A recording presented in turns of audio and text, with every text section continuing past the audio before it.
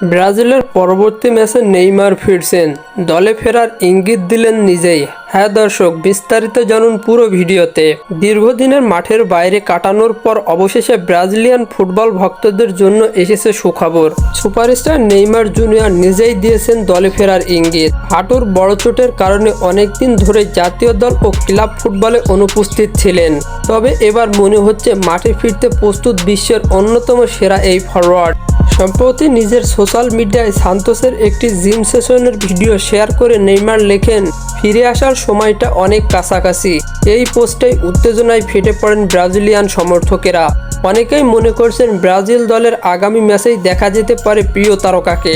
Brazil দলের নতুন coach Carlo Ancelotti ইতিমধ্যেই জানিয়েছেন, দলের অভিজ্ঞতা ও নেতৃত্বের জন্য নেইমার অপরিহার্য।